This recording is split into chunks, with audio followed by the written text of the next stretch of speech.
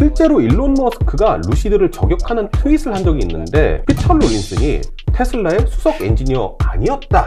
그러니까 언론사들이 아니었대 하면서 봤는데 수석 엔지니어가 맞았던 거예요. 조금 유치해요. 일론 머스크가 여기는 쫄리나 보다.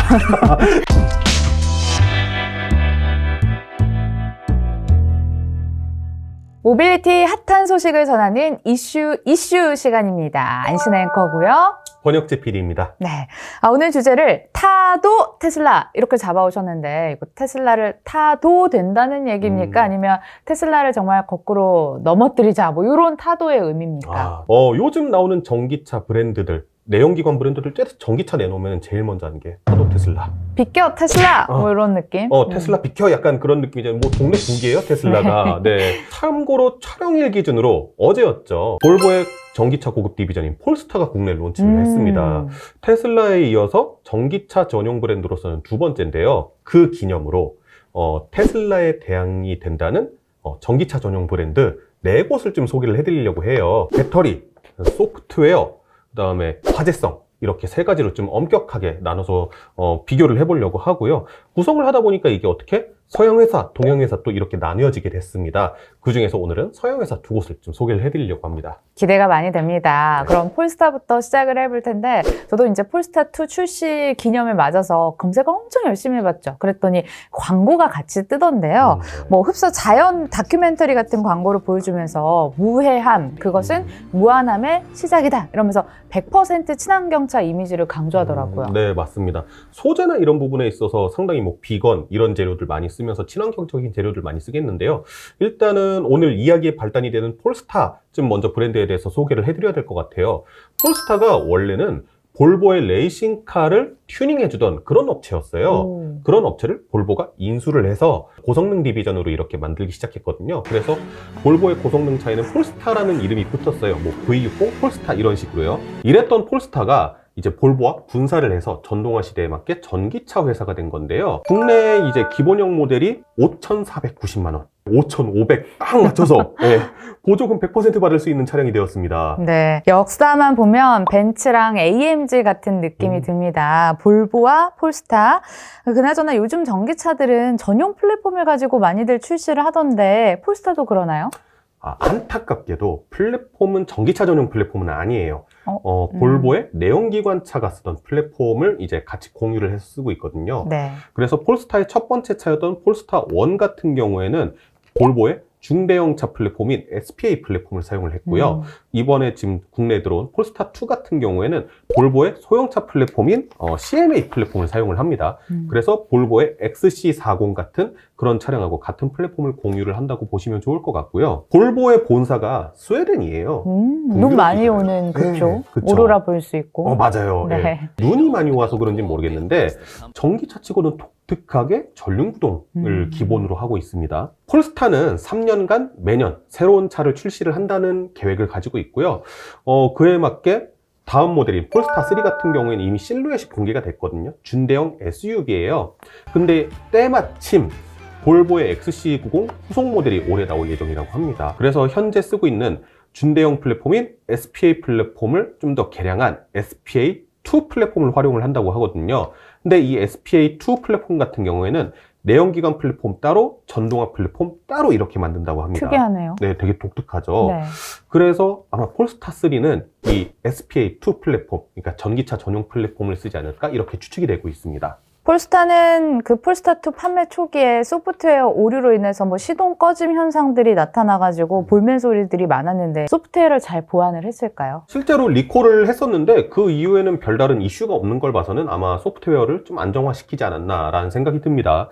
참고로 이 볼보 같은 경우에는 이 OTA를 통한 성능의 업데이트 이런 것도 다 가능하게끔 소프트웨어가 되어 있고요. 현재 폴스타2에는 이제 파일럿 어시스트라고 해서 자율주행 레벨 2 정도 되는 주행 보조 기술이 탑재가 되어 있는데요. 볼보 같은 경우가 이제 젠섹트라는 자회사를 두고 있어요. 여기가 네. 자율주행 소프트웨어를 개발하는 회사거든요. 그러니까 볼보는 자율주행 기술을 약간 독자적으로 개발하고 있다. 이렇게 보시면 될 것 같아요. 차세대 자율주행 기술로 불리는 라이드 파일럿. 이게 아마 폴스타 3부터 탑재가 될 거라고 하는데요. 이걸 위해서 루미나라는 곳에 라이다 센서를 탑재를 한다고 합니다. 근데요, 배터리나 소프트웨어를 듣고서는 테슬라를 타도 할 정도는 아닐 것 같다라는 생각이 들어가지고요. 네네.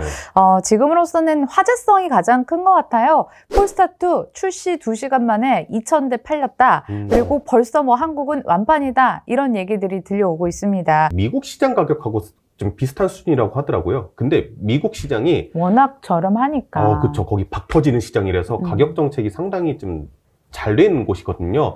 그거에 맞췄다고 하니까 상당히 저렴하게 들어온 건 맞습니다. 적어도 이제 5,500만 원 미만으로 들어왔다 보니까 저희가 그랬잖아요. 이거 맞추면 인정해줘야 된다고. 우리나라에서 되게 큰 화제를 일으켰죠. 작년 안에 글로벌 시장의 판매량이 29,000대 정도 했다고 하는데 작년 안에 테슬라가 93만 대 팔았다고 해요. 그러니까 테슬라에 비해서는 뭐 턱없이 부족하다 이렇게 얘기를 할 수가 있겠는데 그 전에 비해서는 그래도 한 185% 정도 성장률을 보였다고 합니다. 그리고 앞으로 3년간 매년 신모델 출시한다고 했으니까 신모델 출시하면 또 판매량이 성장한지도 좀 지켜봐야 될 것 같고요. 폴스타 1이 사실 2000cc 배기량의 그 플러그인 하이브리드 시스템을 탑재를 하고 600마력, 토크가 무려 100kg 포스미터가 넘는 어마무시한 성능을 보였던 그런 차인데 폴스타2는 그에 비해서 다른 전기차 브랜드에 비해서 좀 내세울 만한 특색은 없는 게 조금 아쉽기는 합니다. 자, 두 번째는 테슬라 대항마가 아니라 테슬라 킬러라고 불리는 거기가 어딘가요?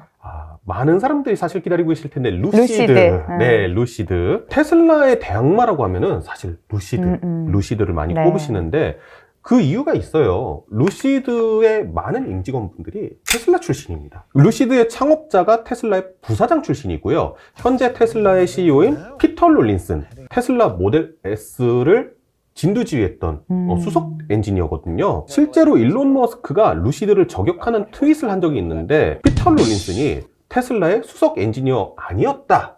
예, 이렇게 트윗을 하기도 했거든요. 그러니까 언론사들이 아니었대 하면서 봤는데 수석 엔지니어가 맞았던 거예요. 조금 유치해요. 유치하죠. 네. 일론 머스크가 좀 쫄리긴 쫄리나 보다. 견제를 한다. 이런 얘기들이 오기도 했었습니다. 루시드는 럭셔리카를 만드는 메이커로서 표방하고 있고요. 현재 루시드 에어라는 고급 대형 세단을 작년 10월부터 순차적으로 이렇게 고객한테 인도를 하고 있습니다. 이 차량이 이제 드림 에디션이라고 해서 한정 모델인데요. 출력이 무려 1111마력입니다. 아유, 스펙이 어마어마한데 가격이 엄청날 것 같은 그런 생각이. 아유, 꿈의 차입니다. 네, 그러네요. 사실 폴스타처럼 모 회사가 있던 것도 아니고 완전히 새로운 회사다 보니까 플랫폼도 아예 제로 베이스에서 다시 쌓아 올리는 그런 과정들을 거쳤죠. 그렇게 만든 전기차 전용 플랫폼으로 만든 게 이 첫 번째 모델인 루시드 에어고요. 이거를 2023년도에 새롭게 출시한다고 하는 대형 SUV 그래비티에도 적용할 예정이라고 합니다. 이 에어에는 참고로 LG 에너지 솔루션의 113kWh 배터리가 적용이 되어 있고요. 1회 충전 시에 최대 주행 가능 거리가 830km. 미국 기준이긴 합니다만 830km라고 합니다. 괴물이다. 그쵸. 네. 근데 재밌는 건요. 테슬라가 견제를 하긴 하는 것 같아요. 왜요? 루시드 에어가 나오고 나서 테슬라가 모델 S의 개선형 버전인 플레드를 내놨는데 이 플레드의 1회 충전 시 주행 가능 거리가 800km가 넘어요. 견제한다. 네, 약간 좀 재미있는 구도가 되어가고 있는 모습입니다. 미국 내에서도 이 테슬라의 직접적인 대항마로 꼽히다 보니까 이 루시드의 소프트웨어 어떤가, 자율주행 기술 어떤가, 좀 이런 것들에 관심이 많았는데요. 이 루시드의 자율주행 기능은 드림 드라이브라고 불립니다. 테슬라 같은 경우에는 우리 자율주행 레이더와 카메라만 가지고 할 수 있어 라고 했잖아요. 루시드 같은 경우에 최고 사양에는 라이다 센서까지 붙여진 비싼 라이다. 네, 드림 드라이브 프로라는 업그레이드 버전도 가지고 있고요. 말씀해 주신 것처럼 1회 충전 시 830km나 갈 수 있는 괴물급 스펙을 가지고 있기 때문에 테슬라 킬러라는 별명이 붙은 것 같습니다. 네, 맞습니다. 근데 그에 비해서 실제 자율주행 기술을 이제 경험해본 매체들에서는 조금 아쉽다라는 반응들이 많아요. 주행거리는 괜찮은데 자율주행은 조금 우위를 못하고 있다. 네, 성능이 조금 아쉽다. 아쉽다. 루시드는 향후 OTA로 이 부분을 부분을 지속적으로 업데이트를 하겠다고 했어요. 근데 그럴 수밖에 없는 게 테슬라는 이미 쌓은 데이터가 너무 많잖아요. 루시드가 갑자기 그거를 따라잡는다는 건 아무래도 좀 어려운 일이기도 하고요. 화제성이야. 사실 루시드에 대한 화제성이 말할 필요가 있나요? 애초에 테슬라 출신의 개발자들이 차를 만들었다라는 것만으로도 좀 화제가 되기도 했었고 2억 원에 가까운 상당히 비싼 가격 그리고 뭐 어마어마한 출력 주행 가는 거리 뭐 이런 수치들로 사실 좀 압도한 부분도 있고요. 실제로 시가총액이 가장 높을 때 포드를 뛰어넘으면서 글로벌 자동차 시장에서 뭐 탑10 안에 들기도 했었고요. 작년에는 미국 올해차 최종 후보에까지 오르기도 했었습니다. 예. 자, 이렇게 어쩌다 보니까 테슬라 대항마 동서양 편으로 나눠서 보게 됐는데요. 오늘 편은 폴스타랑 루시드 함께 살펴봤다면 다음 편에는 소니와 샤오펑이 기다리고 있습니다. 동양편도 궁금하시다면 채널 고정해 주시고요. 구독과 좋아요 필수입니다. 그럼 저희가 준비한 순서는 여기까지니 다음 시간에 다시 만날게요. 시청해 주신 여러분 고맙습니다. 감사합니다.